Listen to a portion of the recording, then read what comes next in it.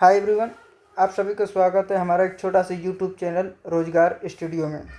जैसे आप सभी को मैंने पहले ही क्लास में बताया कि हमने जीएस के सभी पर्सन को कवर करेंगे और हमने जियोग्राफी को स्टार्ट कर चुके हैं और जियोग्राफी का हमारा ये दूसरी क्लास है भारत का परिचय टॉपिक का। तो चलिए आगे बढ़ते हैं। आज हम पढ़ेंगे सबसे पहला तटीय राज्य कोस्टल स्टेट।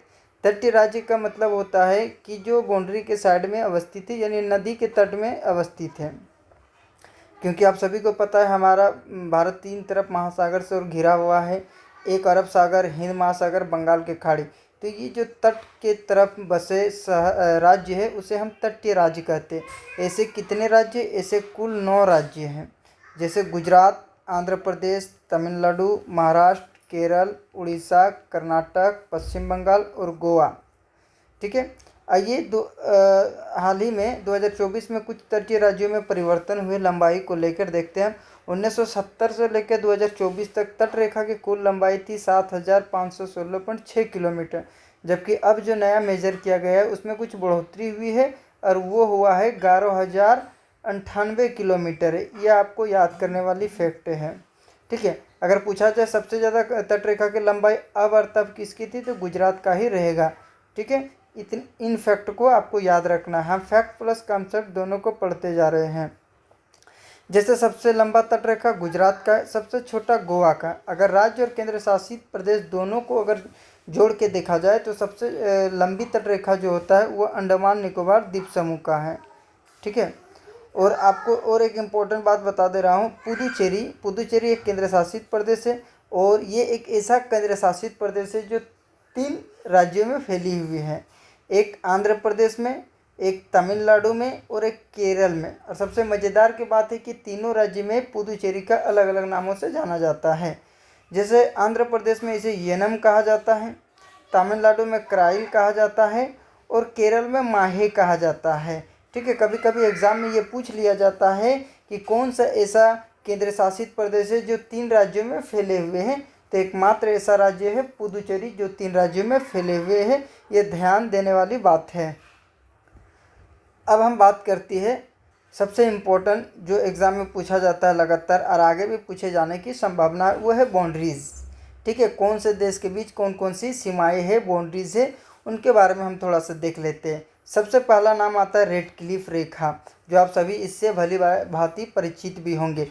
ये भारत और पाकिस्तान के बीच है। भारत और पाकिस्तान के बीच जो बाउंड्रिया है उसे रेड क्लिफ रेखा कहा जाता है और भारत और बांग्लादेश के बीच भी यही सीमा है जो रेड क्लिफ के नाम से जाना जाता है। अब सवाल आता है कि इसका निर्धारण कब हुआ था। इसका निर्धारण जब हमारा देश आज़ाद हुआ था उसी दिन बैठक हुई थी, जिसकी अध्यक्षता अंग्रेज रेड क्लिफ ने की और इसी ने निर्धारण किया कि भारत और पाकिस्तान के बीच एक सीमा रेखा होगी जिसका नाम रेड क्लिफ रेखा होंगे। अगली हमारे रेखा का नाम है मैकमोहन रेखा, जो काफ़ी प्रचलित और विवादित भी रहता है। वो है भारत और चीन के बीच। ठीक है। और इसका निर्धारण हुआ था हेनरी मैकमोहन द्वारा शिमला समझौता के दौरान हुआ था। ये 1914 में जब कांग्रेस के शिमला समझौता हुआ था तो उसी दौरान इस रेखा का निर्धारण हुआ कि भारत और चीन के बीच एक रेखा होगी और उस रेखा का नाम है मैकमोहन रेखा। आगे हम बात करते हैं डुरंट रेखा। डुरंट रेखा के बारे में बात करते हैं तो ये भारत और अफ़गानिस्तान के बीच है। अफ़गानिस्तान हमारे भारत का एक छोटा सा बाउंड्री है, ये ज़्यादा लंबी नहीं है क्योंकि ये सिर्फ एक ही राज्य को ये टच करती है, वो है लद्दाख, जो हमारा केंद्र शासित प्रदेश है उसी को सिर्फ ये टच करती है। और इसका वर्तमान में पाकिस्तान और अफगानिस्तान के बीच भी एक रेखा खींची गई। आप सभी को पता है कि हर देश के बीच एक रेखा होती है और उसका कुछ ना कुछ नाम होती है, लेकिन सभी नामों को याद रखना अप्रोक्सीमेट हमारे 200 प्लस देश इस दुनिया में, वर्ल्ड में, और सभी रेखाओं को याद करना असंभव है। इसीलिए जो इम्पोर्टेंट रेखा होती है जो एग्ज़ाम में बार बार पूछे जाते हैं उन्हीं को हम पढ़ेंगे, अदरवाइज छोड़ देंगे। क्योंकि आप सभी को पता है जीके एक महासागर है और महासागर को एक साथ पढ़ पाना कोई आसान बात नहीं है। इसीलिए हमें उतना ही पढ़ना है जितना हमारे एग्ज़ाम में पूछा जाता। और एक इम्पोर्टेंट फैक्ट है जो अब एग्ज़ाम में लगातार इनके पूछे जा रहा है, भारत का पड़ोसी देश। आप सभी को पता है भारत का पड़ोसी देश उन्हीं देशों को कहा जाता है जो भारत के साथ सीमा को टच करती है। ठीक है। अब बोलेगा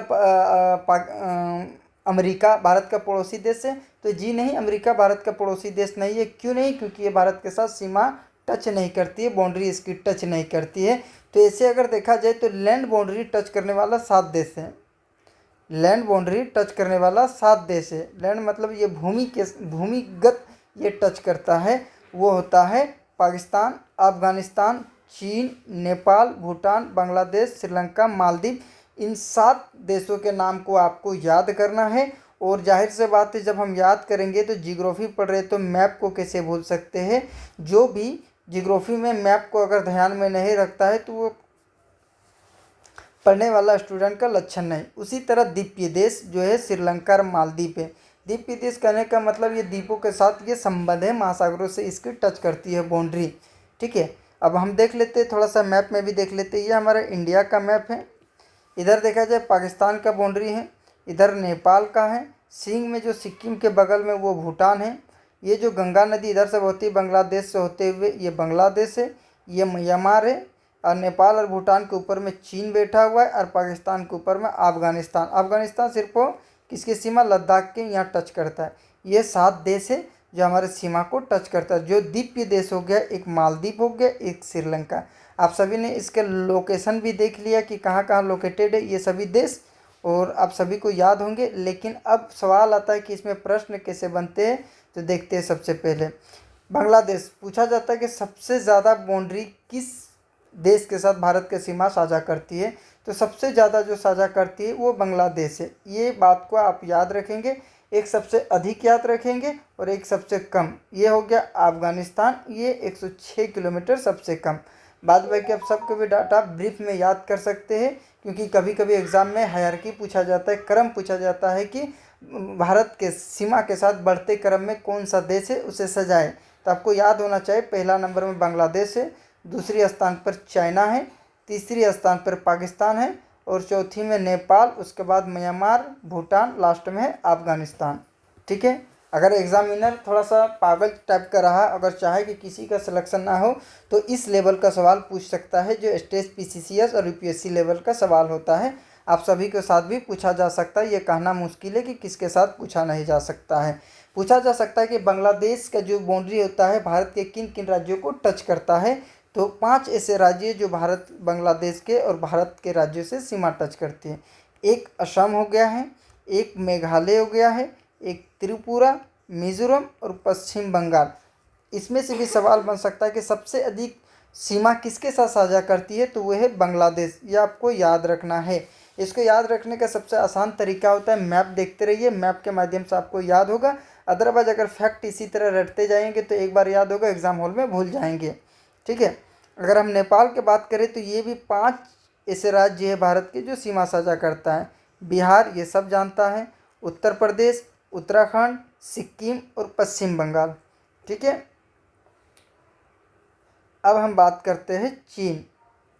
5 राज्यों के साथ सीमा साझा करता है। उत्तराखंड, उत्तराखंड के नीचे हिमाचल प्रदेश, सिक्किम, अरुणाचल प्रदेश, लद्दाख। ठीक है, मैं अगर भूटान के देखा जाए तो ये 4 राज्यों के साथ सीमा साझा करता है, सिक्किम, अरुणाचल प्रदेश, पश्चिम बंगाल, असम। म्यांमार भी देखा जाए तो अरुणाचल प्रदेश, नागालैंड, मिजोरम, मणिपुर। ये सभी फैक्टों को आपको याद करना है, क्योंकि एग्जामिनर किसी भी तरह से सवाल घुमा के पूछा जा सकता है कि कौन ऐसा राज्य है जो 3 देशों के साथ अपना सीमा साझा करता है। तो आप देख सकते हैं। ठीक है, देख सकते हैं पश्चिम बंगाल हो गया है, ऐसे बहुत से राज्य हैं। अब हम बात करते हैं सीमाबद्ध राज्य। सीमाबद्ध राज्य का मतलब होता है, सीमाबद्ध राज्य का मतलब होता है ऐसा राज्य है जो किसी भी देश के साथ अपने सीमा को साझा नहीं करता है। ये लैंडलॉक्ड स्टेट है। लैंडलॉक कहने का मतलब हो ये किसी भी अन्य देशों के साथ अपने सीमा को साझा नहीं करता है। एक हो गया हरियाणा, मध्य प्रदेश, छत्तीसगढ़, झारखंड और तेलंगाना। आज की क्लास का हमारा ये लास्ट और इम्पोर्टेंट टॉपिक है प्रमुख चैनल या जल संधियाँ। इसके साथ ही हमारा भारत का परिचय पहला चैप्टर कॉन्सेप्ट के साथ समाप्त हो जाएंगे। अगली हम टॉपिक पढ़ेंगे नदी के बारे में। ठीक है, तो ये हमारा इम्पोर्टेंट है। कुछ चैनल है जो आपको याद रखना होगा, एग्जाम में डायरेक्ट पूछा जा सकता है। एक होता है पाक जल संधि।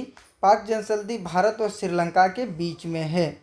एक होता है कोको जल संधि, ये अंडमान और कोको द्वीप, कोको द्वीप पूछा जा सकता है कि कोको द्वीप किस देश में स्थित है, तो आपको याद रखना ये म्यांमार में है। ठीक है। ग्रेट चैनल, ग्रेट चैनल है ग्रेट निकोबार और सुमात्रा द्वीप, सुमात्रा द्वीप कहाँ है, तो इंडोनेशिया, इनके बीच है। 10 डिग्री चैनल किसको किसको अलग करता है, तो अंडमान को और निकोबार को अलग करता है। 9 डिग्री चैनल किसको अलग करता है, मिनिकॉय को लक्षद्वीप से। 8 डिग्री चैनल मालदीव को मिनिकॉय से अलग करता है। ठीक है। अब कुछ इंपॉर्टेंट फैक्ट है जो हाल ही में परिवर्तन हुआ। आप अगर सिंसियर स्टूडेंट हो तो आपको करंट अफेयर अपडेट होना चाहिए। जैसे अंडमान निकोबार की राजधानी क्या था, अब क्या हो गया, ये चीज़ आपको पता होनी चाहिए। अंडमान निकोबार का राजधानी पहले था पोर्ट ब्लेयर, लेकिन हाल ही में इसे चेंज करके श्री विजयपुरम कर दिया गया है।